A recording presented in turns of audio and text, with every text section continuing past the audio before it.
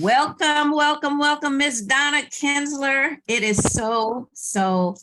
I'm so honored and so pleased and so excited to have you with me today on Toni Patillo. It's real estate mindset, but we have so many things in common, Donna. First of all, welcome. Welcome. Thank you. It's my pleasure and honor. It really is. Well, we go back a long time. Yes, we do. And we've worked together in the entertainment business, and then we've stayed connected since then. But you actually hired me. I did hire you, didn't I? You hired me. Wow. At Pass Entertainment. Wow. Well, I'm just going to quickly give a brief overview of your, and I want you to look, check me out through the camera. Okay. Look at me if you can. Now, is that like that? No, just like that, but your eyes have to be right there. Like right there is where we want you. Okay. All right. So Donna L. Kinsler was born in New Haven, Connecticut, and demonstrated her desire to give at a very early age. She gave her dolls to a neighbor who could not afford to give her dolls to her two daughters. And she often baked cookies and with proceeds to various neighborhood improvement programs. She attended Northeastern University in Boston with a major in criminal justice and graduated from the University of New Haven. Donna held a myriad of management positions while employed at AT&T and New York and Connecticut. After she took a sabbatical, and she traveled and lived in Stockholm, Jamaica, Barbados, and Mexico. So she's a world traveler.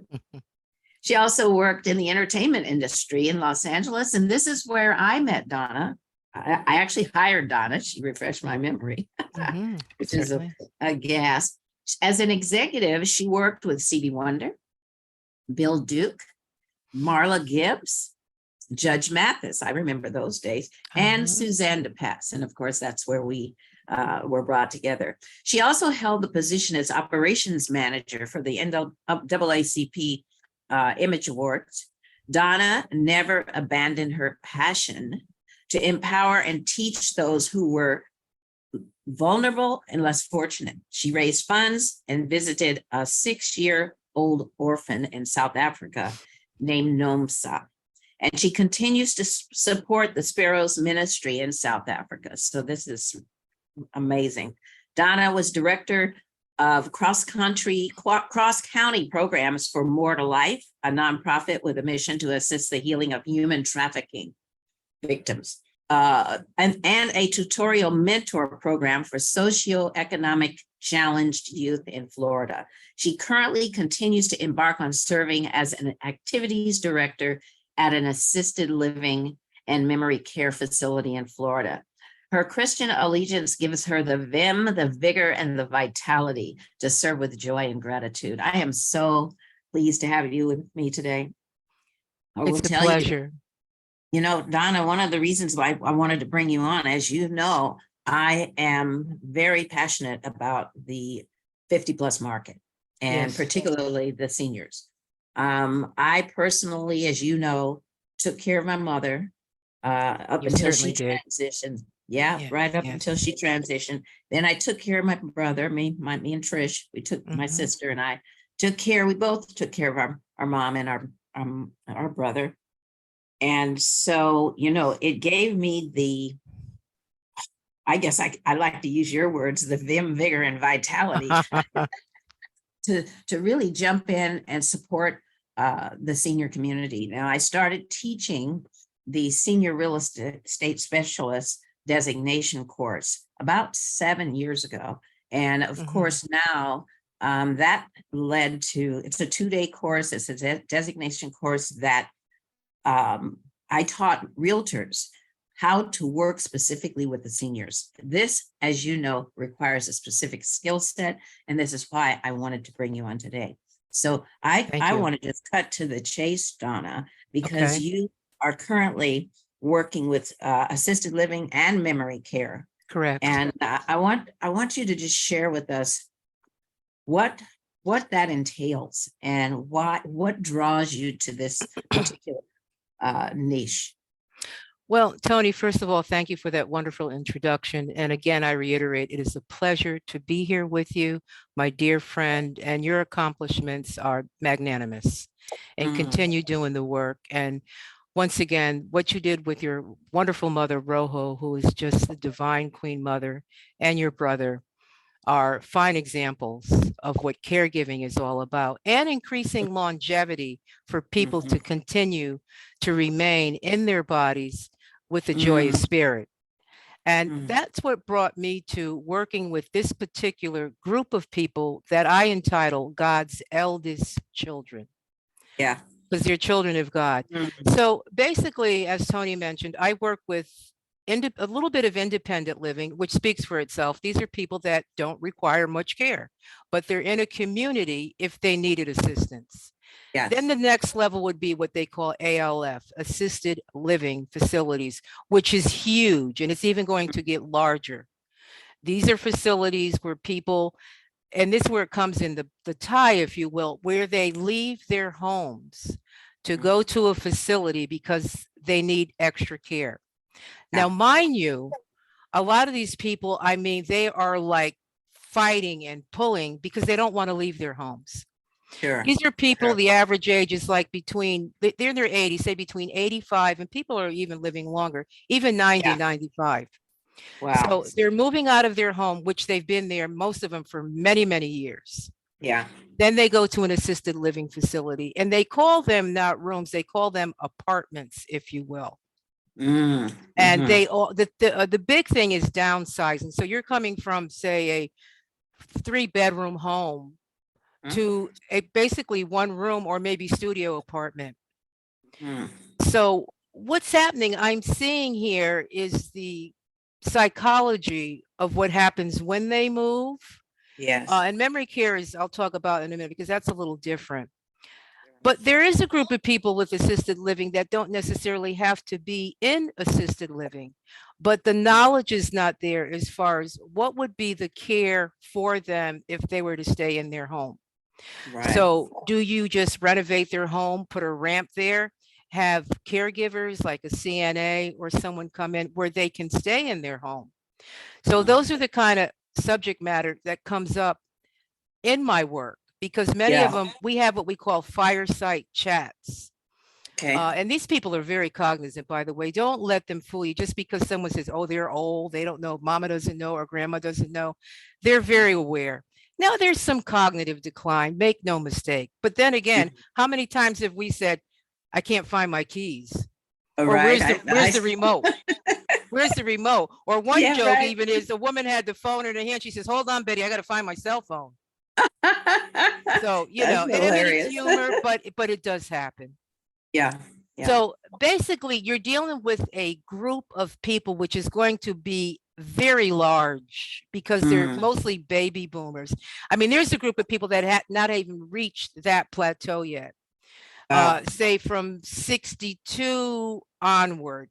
So what are you going to do with that population of people that are, say, 68 now? They're looking into their retirement. What am I going to do? Am I going to assisted living? Am I going to stay in my home? Am I going to downsize? Am I going to go to a community?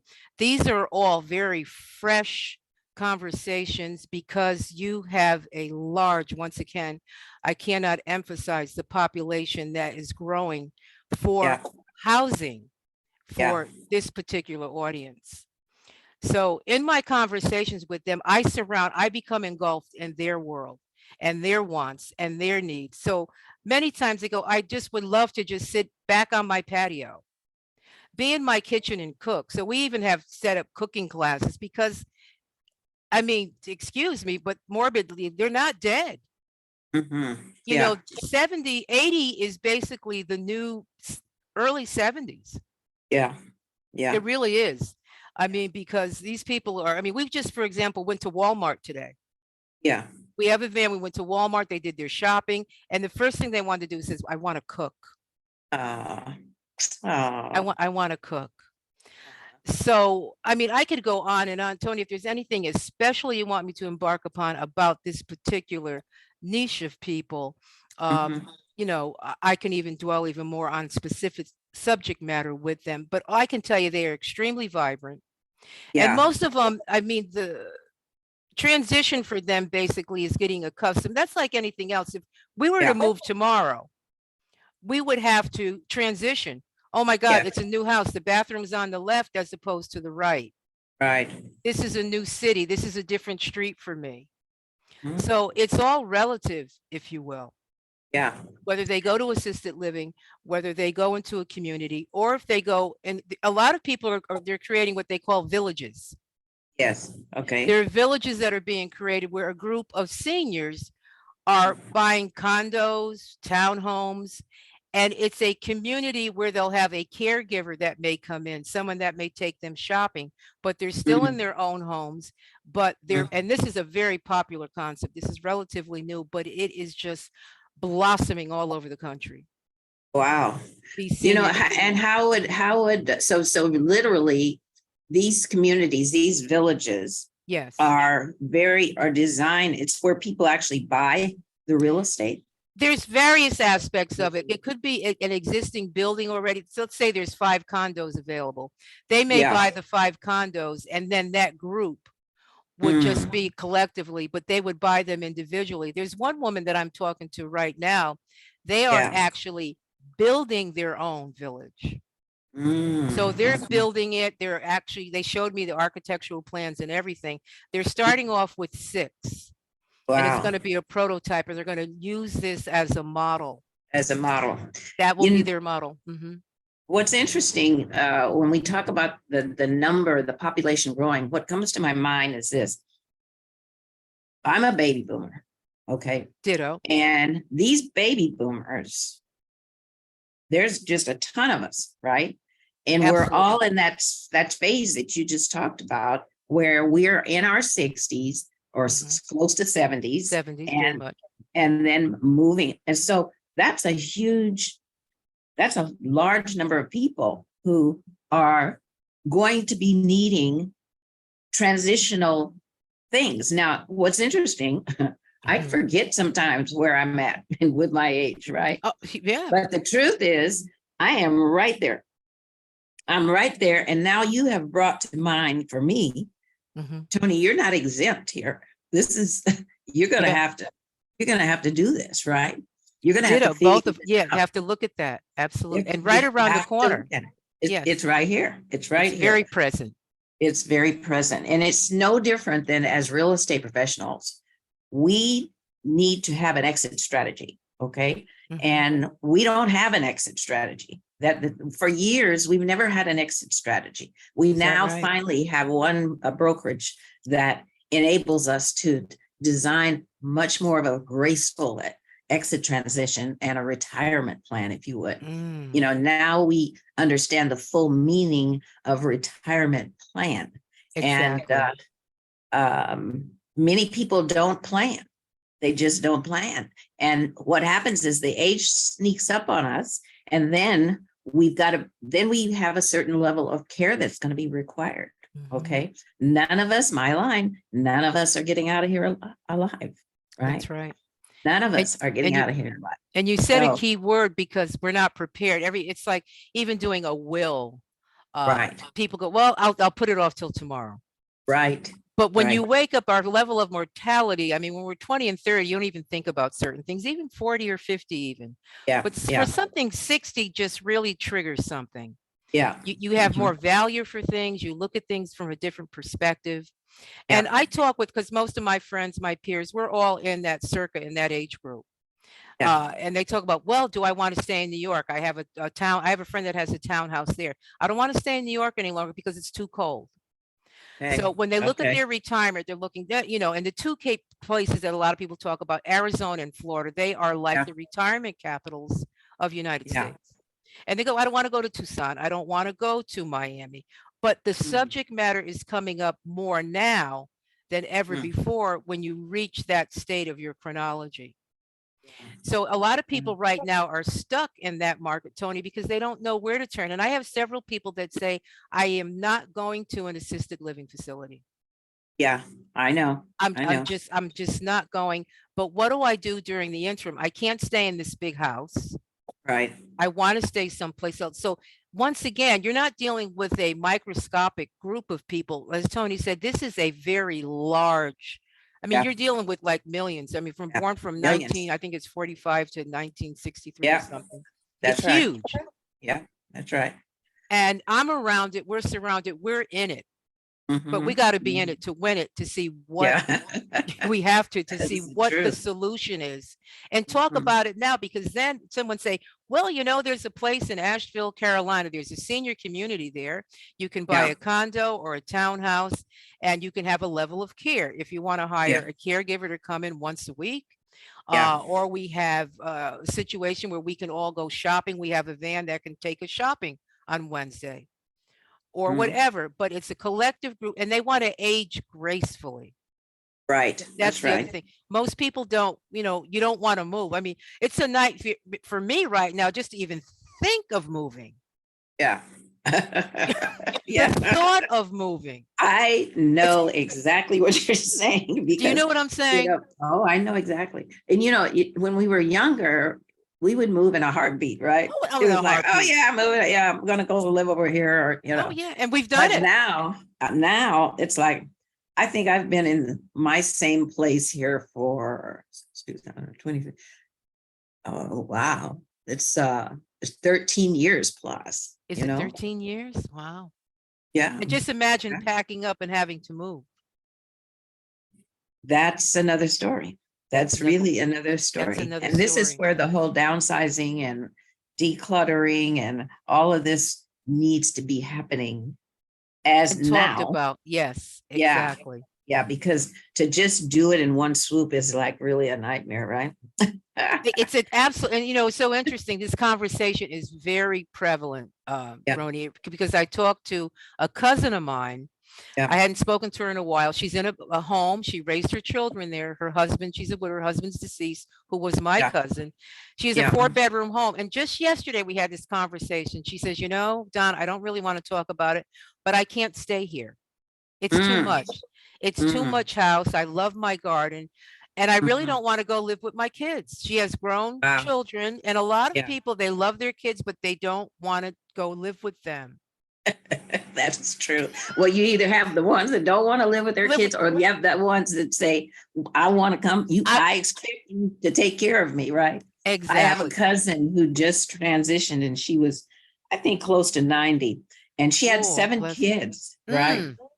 She refused to go into any kind of an assisted living facility. Refused, because she said, I got 7 kids. One of them needs to step up and take care of me.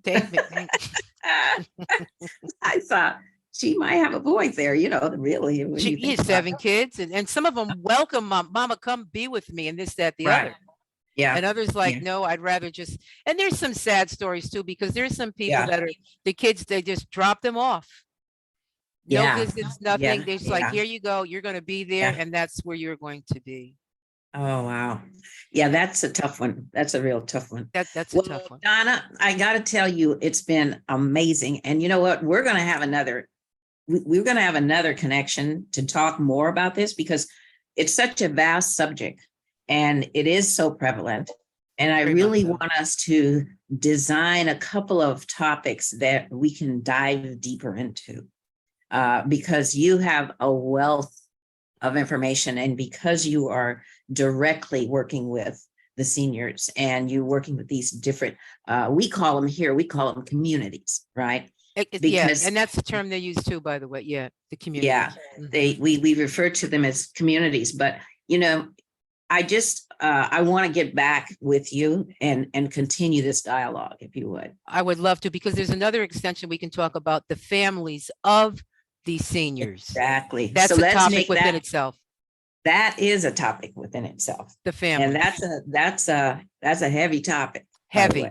And I have a Yeah. lot to share about that up close and I personal. bet. Okay, well, Okay. thank you. Thank love you. you. I love you. It's a pleasure. And Uh, until we meet again. You're so silly. And see, this is what's great about Miss Donna here. She is an entertainer. Okay, those seniors, when she comes on the scene, she'll have them dancing, playing cards. She'll have them doing all kinds of things. So that's why you are the utmost activity director. Thank you. I'm Yeah. exhausted now. I'm gonna get ready to take a shower and go lay down. Okay. Okay. Get you some rest. Okay. Get some rest. All right, we'll talk Thank again you, Donna. soon. All Yeah, right. thank you Love you so now. much. Okay. Take care. Ciao for now.